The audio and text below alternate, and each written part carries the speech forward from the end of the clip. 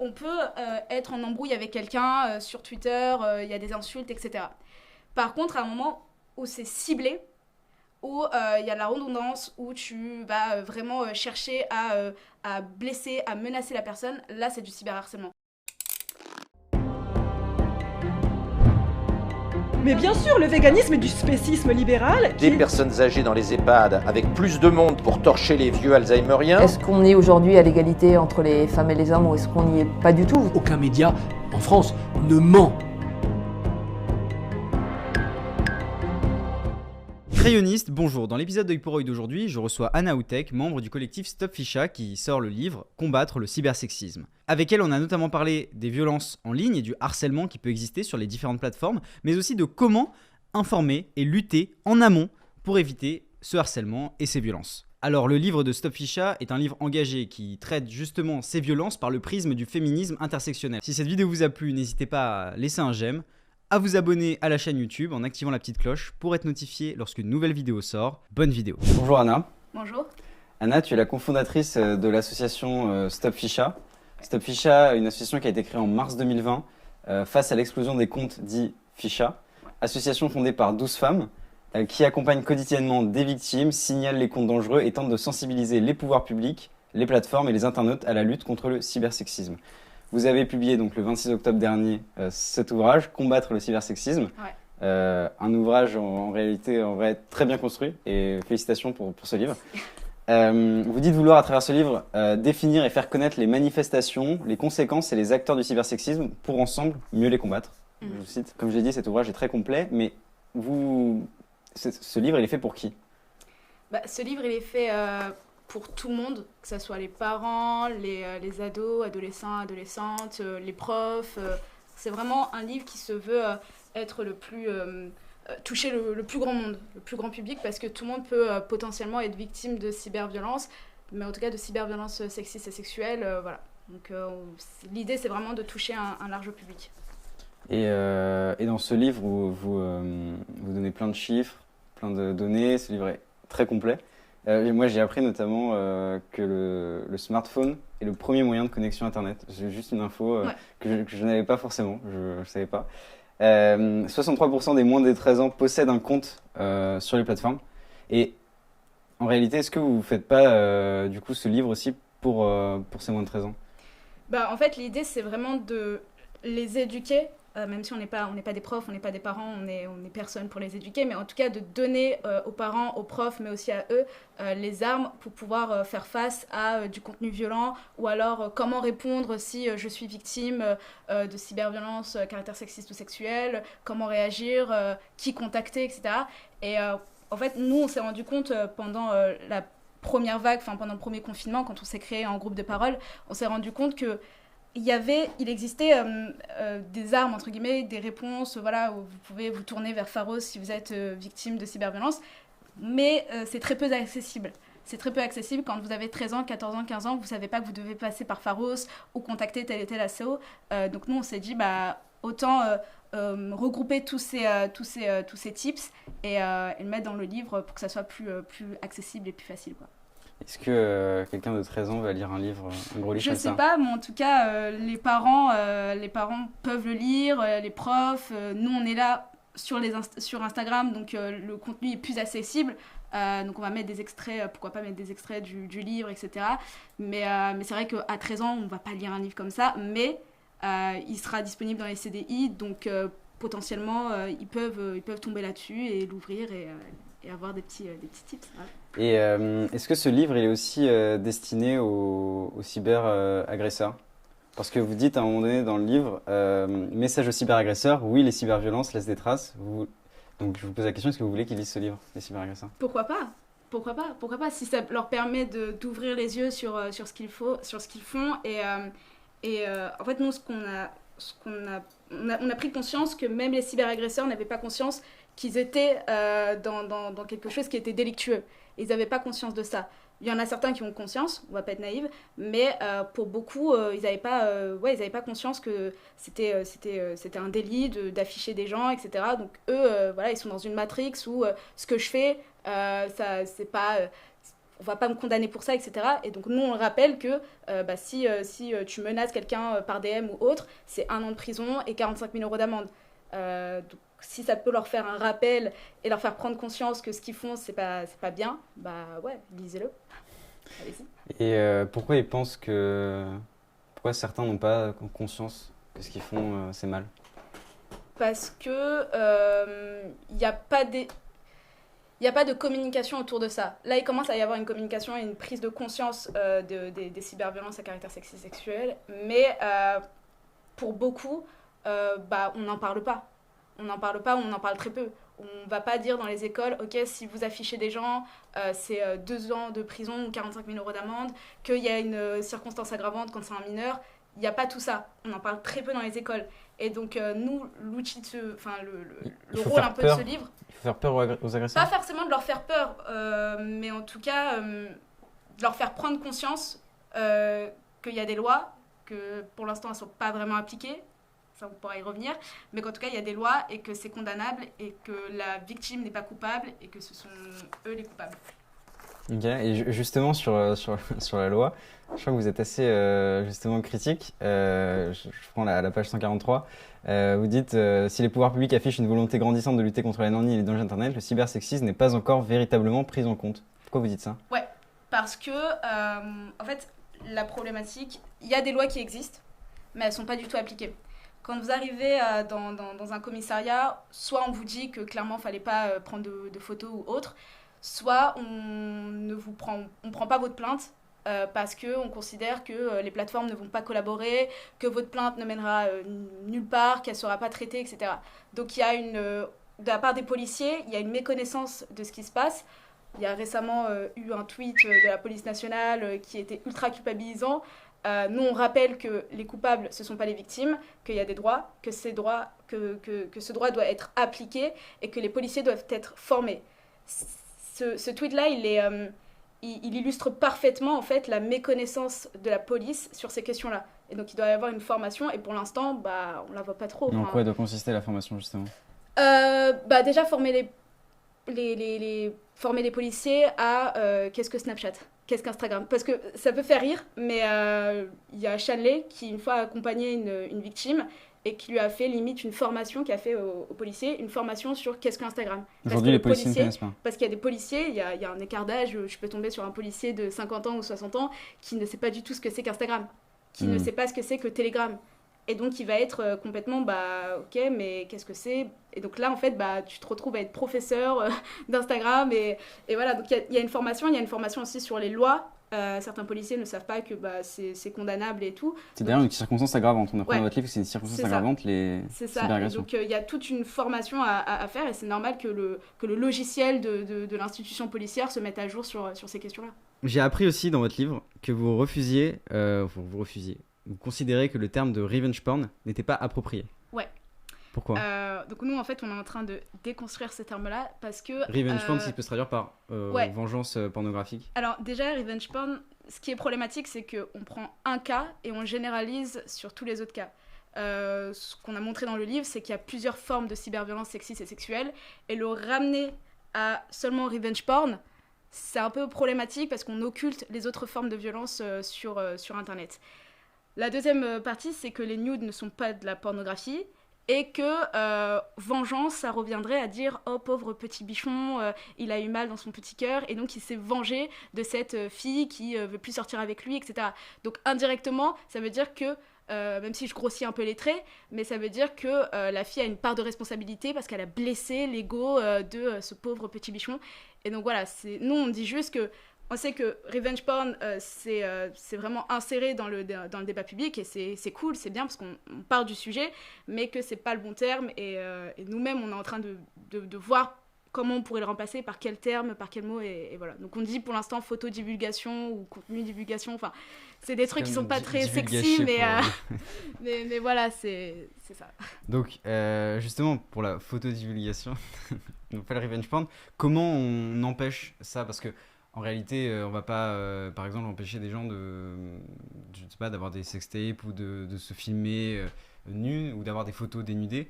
Et comment on empêche justement Déjà, en fait, l'idée c'est pas de condamner ceux qui le font parce que notre génération, elle a inclus dans sa sexualité le numérique, et c'est normal.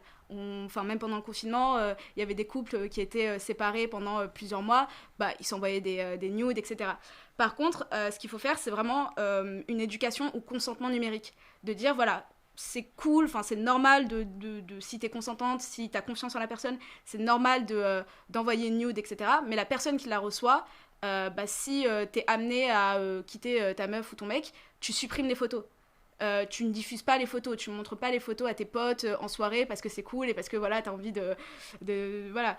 Donc l'idée, c'est vraiment de faire toute une pédagogie autour du consentement numérique, autour de... après, nous, on donne aussi des tips, ne pas montrer son visage, pour se protéger, entre guillemets, mais il faut vraiment aussi retirer la déculpabilisation autour de j'ai envoyé un nude et ça s'est retourné contre moi, et non, tu n'es pas victime, tu n'es pas coupable, je veux dire, tu n'es pas coupable. Et t'as dit, quand tu m'as parlé, t'as dit si t'es consentante, donc je sais pas si tu parlais, par exemple pour toi on prend un exemple, si tu parlais des femmes en général, est-ce qu'on est, comment dire, est-ce que c'est forcément que les femmes qui sont victimes aujourd'hui il peut y avoir des hommes, il peut y avoir des hommes qui sont victimes. Nous, en ce qui concerne les comptes Ficha, on a vu très peu de contenu masculin. Quand c'était des contenus masculins, c'était plutôt du outing, voilà. Mais sinon, il existe aussi des hommes victimes, c'est vrai. Mais la majorité, c'est plus des femmes. C'est plus des femmes et c'est plus des hommes qui vont vraiment attaquer et humilier des jeunes filles. Mais ça existe bien évidemment des hommes victimes. Justement, je dis ça aussi parce que dans votre livre, vous avez fait le choix d'écrire en écriture inclusive. Ça fait beaucoup de débats en ce moment. Vous avez choisi d'écrire en écriture inclusive et justement, pour parler des agresseurs, plus d'écriture inclusive. Ouais, et ça a été sujet à vraiment un gros débat au sein de tous les co-autrices. On s'est dit, ok, est-ce qu'on fait aussi agresseur en écriture inclusive? Et en fait, on est juste parti sur un compte Ficha qui regroupait le plus de personnes, et on a regardé, même si c'est anonyme, on arrive à voir si c'est des hommes ou des femmes, et on a vu qu'en fait la majorité c'était des hommes, et on s'est dit autant être réaliste. Si la majorité c'est des hommes, on va pas inclure des filles alors que peut-être 1% de personnes dans les comptes Ficha c'est des filles. Donc on s'est dit autant être réaliste sur ce que ça représente et rester sur agresseur. Voilà. Et la majorité des victimes sont des femmes. Ouais. Alors pourquoi ne pas choisir juste du féminin et pourquoi avoir choisi l'inclusion inclusive alors? Parce qu'il y a les minorités de genre, il y a les personnes non binaires, etc. Donc voilà pourquoi on a choisi d'être... Ok. Mais du coup, justement au début, tu disais vouloir toucher le plus grand nombre avec ce livre. Est-ce que, je pose la question naïvement, est-ce que les hommes ne se sentent pas exclus de cette question-là en étant justement... en ne faisant pas partie de cette écriture inclusive et d'être relégués à... Non, mais je pense pas qu'ils vont être blessés dans leur ego d'homme. Je pense qu'au contraire, je pense qu'ils peuvent aussi s'éduquer sur plusieurs questions, apprendre des nouveaux termes, revoir eux-mêmes aussi peut-être leur biais sur certains propos qu'ils ont pu tenir, sur certains comportements qu'ils ont pu tenir. Donc je pense que même s'il y a l'écriture inclusive, même si on est très focus sur le cybersexisme, c'est parce qu'on a voulu mettre en valeur notre combat, notre lutte. On est une association féministe, donc c'est normal qu'on mette en valeur ce côté-là. Mais bien évidemment qu'un homme peut lire Combattre le cybersexisme, qui peut en parler autour de lui, qui peut réfléchir à plein de trucs. Donc ouais, voilà. Et à partir de quand je suis cyberagresseur? À partir de quel moment? À partir du moment où tu diffuses un contenu sans le consentement de la personne, à partir du moment où tu fais preuve de violence, à partir du moment où tu as un comportement qui si j'envoie qui est plusieurs problématique. messages, par exemple sur les réseaux sociaux, que je commande plusieurs fois, à partir de quel moment? Où est la frontière? Quand est-ce que je bascule dans la cyberagression? À partir du moment où on peut... Il y a deux types de choses. On peut être en embrouille avec quelqu'un sur Twitter, il y a des insultes, etc. Par contre, à un moment où c'est ciblé, où il y a la redondance, où tu vas vraiment chercher à blesser, à menacer la personne, là c'est du cyberharcèlement. Quand par exemple la personne elle va te bloquer et que tu vas aller sur son Instagram pour continuer à l'insulter, là c'est du cyberharcèlement. Alors que si voilà, il y a une embrouille entre deux personnes et puis chacun part de son côté, voilà, là c'était une embrouille entre deux personnes comme ça peut arriver tous les jours. Mais par contre, quand tu vas appeler tes potes pour que tes potes commentent aussi en envoyant des images, enfin je sais pas moi, en insultant et tout, bah là c'est du cyberharcèlement. Donc la frontière elle est vraiment fine, mais c'est la multiplication, c'est la masse qui montre que bah, un cyberharcèlement, c'est un cyberharcèlement. Après, c'est pas encore défini à proprement parler. Le terme cyberharcèlement, il n'est pas encore ultra défini, mais voilà, moi, comment je le vois, en tout cas. Et pour vous, c'est important, je dis vous, donc toi et toutes celles qui ont écrit ce livre, de s'intégrer dans un combat militant, justement parce que je parlais de l'écriture inclusive, il y a le féminisme intersectionnel qui est mentionné. Pour vous, vous essayez pas de chercher d'autres féminismes, enfin, il y a un féminisme intersectionnel et c'est ce que vous défendez. Est-ce que aujourd'hui, être militante du coup, c'est nécessaire pour propager, Ouais. pour combattre le cybersexisme? Ouais, là, totalement. Ok. Totalement. Bah, en fait, nous, quand on s'est créé au tout début, en mars 2020, ce qu'on a ressenti, c'est l'urgence de la solitude. Parce qu'on aurait pu juste se contenter de signaler et après, chacun retourne à sa petite vie, etc. Mais en fait, le fait d'avoir reçu des centaines de messages comme ça, enfin, c'est un moment qui nous a quand même ultra marqué parce qu'on a vu la sororité, on a vu des assos féministes qui nous ont aidés, qui nous ont soutenus. On a vu qu'il y avait aussi un gros travail à faire sur plein de secteurs, que ce soit le secteur juridique, dans les écoles, dans la police, aussi dans les réseaux sociaux. Il y avait tellement à faire et on s'est dit, mais en fait, on ne peut pas juste rester spectatrice de tout ça. Il y a très peu d'associations qui font ce qu'on fait aujourd'hui. Et autant voilà, se saisir de cette question et militer pour qu'il y ait une reconnaissance des victimes de cybersexisme, de cyberviolence à caractère sexiste et sexuel, qui est vraiment des actions publiques qui vont dans le sens de lutter contre. Et on s'est dit, ouais, c'est le moment de combattre le cybersexisme, c'est le moment de se lever. Et est-ce que justement, si je ne me reconnais pas dans le féminisme ou dans le féminisme intersectionnel, je peux combattre le cybersexisme? Ouais, chacun le combat à sa façon. Chacun le combat à sa façon. Enfin, c'est un truc qui dépasse les luttes partisanes. Même si on a nos propres luttes, on a nos propres convictions de ce qu'est le féminisme, etc. Il y a tellement une grosse urgence que peu importe qui vous êtes, saisissez-vous de cette question-là. Saisissez-vous de cette question-là. Il y a des gamines qui se suicident, il y a des personnes qui meurent, il y a personne qui réagit, il y a un silence qui est dégueulasse. Donc peu importe qui vous êtes, en fait, prenez ce sujet à bras-le-corps, que vous soyez des profs, que vous soyez des policiers, peu importe qui vous êtes, prenez le sujet à bras-le-corps. Et aidez-nous, enfin, juste ça. Est-ce qu'il y a un conseil que tu donnerais en particulier à quelqu'un qui serait aujourd'hui victime de cyberharcèlement? Moi, je pense que ce serait pas un conseil, enfin, déjà le premier conseil, peut-être d'en parler à son entourage, mais surtout lui dire qu'elle n'est pas coupable. Parce que nous, ce qu'on reçoit comme premier message, c'est vraiment des personnes, peu importe leur âge, qui vont nous dire, ouais, je me sens pas bien, je me sens coupable, j'aurais jamais dû faire ça et tout. Et en fait, l'idée, c'est vraiment de retirer le tabou sur les nudes et de déculpabiliser les victimes en leur disant, en fait, vous n'êtes pas coupable. Parce qu'il y a un sentiment aujourd'hui dans notre société où t'aurais pas dû faire ça. C'est la même chose que t'aurais pas dû porter une jupe. C'est le même schéma, c'est la même chose. Et l'idée, c'est vraiment de leur dire, bah, vous n'êtes pas coupable, contactez-nous. Parlez-en autour de vous, à vos potes, à vos parents s'ils sont safe, à vos profs s'ils sont safe aussi, enfin, à n'importe qui, juste parlez-en et ne gardez pas ça pour vous. Est-ce que tu aurais une personne que tu souhaiterais voir ici dans cette vidéo, dans ce format d'interview? Ouais, je sais pas s'il viendra, mais peut-être Léo Rose de No Dick Pic. Il fait un contenu qui est incroyable. On a à peu près la même lutte, etc. Mais lui, c'est plus sur les dick pics, etc. Et ouais, donnez-lui de la force parce qu'il est incroyable. Il est incroyable. Et dernière question, est-ce que tu as une citation que tu aimerais partager, que tu aimerais que les gens sachent? C'est une phrase que Chanel a dit tout le temps. J'essaie de m'en souvenir. C'est soit ta propre révolte ou un truc comme ça. Sois ta propre révolte. Je sais plus, elle est extraite de qui, je crois que c'est Femen, je sais pas du tout. Mais ouais, c'est Sois ta propre révolte et je trouve cette phrase trop belle. Shanley qui a coécrit. C'est ça, et que voilà, gros big up à elle. Bah, merci beaucoup, Anna. Bah, merci beaucoup à vous de m'avoir accueilli ici. Cet épisode de Pour Œil est terminé, j'espère qu'il vous a plu. Si c'est le cas, n'hésitez pas à vous abonner, à activer la petite cloche pour être notifié lorsqu'une prochaine vidéo sortira, à mettre un j'aime et à nous laisser votre avis en commentaire, ça nous intéresse. C'était Antonin pour Le Crayon, salut.